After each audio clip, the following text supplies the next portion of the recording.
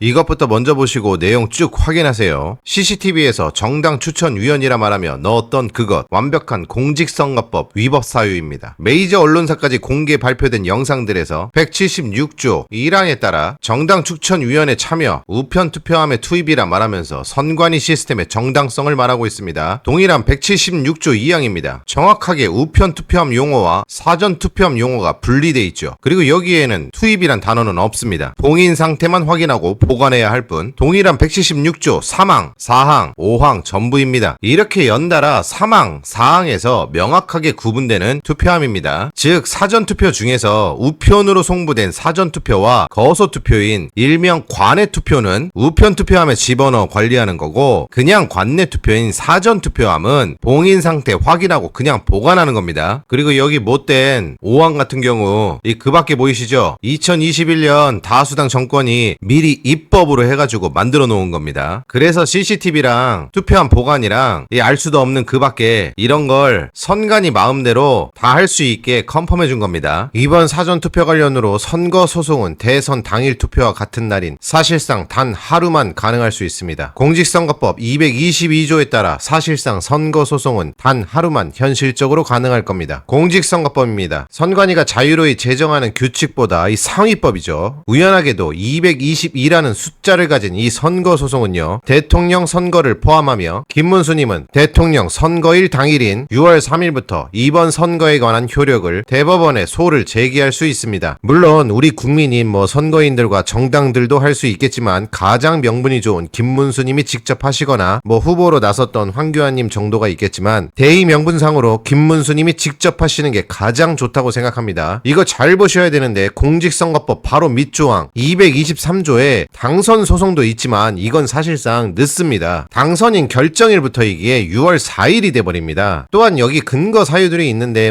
부정선거라던가 이에 준할 만큼 사유에 해당되는 것이 단 한 개도 없습니다. 52조 여기 192조 여기 전부 다 들어가서 확인해도 부정선거 관련 내용이 아닙니다. 실제 부정투표들이 발생했다고 해도 223조로 당선 소송을 할 수 있는 근거 사유에는 들어있지 않습니다. 그렇기 때문에 222조 선거소송만 사실상 가능합니다. 정리하면 223조의 당선 소송은 부정선거 사유가 법에 현재 없기 때문에 꼭 222조만 가능합니다. 대법원에 직접 소를 제기할 수 있으며 대법원은 그 어떤 소송보다 더 빠르게 착수해야 한다고 법에 명시되어 있습니다. 또한 대법원에 소를 제기하여 위원장이 혹시 사임하거나 기타 등으로 내려가게 되면 222조에 따라 현재 위원 전원을 대상으로 피고로 삼을 수 있으므로 6월 3일 단 하루만 존재하다고 볼 수 있습니다. 그래서 222조를 거친 선거 소송은요, 대법원에 진행하게 되며 조희대 대법원장은 이를 토대로 심의할 수 있으며 지금 나온 수많은 증거들과 영상 중후반에 남길 내용으로 인해 결과에 영향은 반드시 미쳤을 것으로 판단되는 바 선거의 전부를 무효하고 당선의 무효까지 할 수 있는 날은 오직 6월 3일 대법원에 공직선거법 222조의 소를 제기하는 것 뿐입니다. 그래서 이렇게 우선하여 신속히 소송의 결과를 내리고 180일 이내에 처리해야 합니다. 그럼 이렇게까지 끌고 싶지 않으니 선관위는 다른 결과를 사전 공표할 가능성이 생길 수 있습니다. 또한 222조를 걸어두셔야만 이렇게 투표함으로부터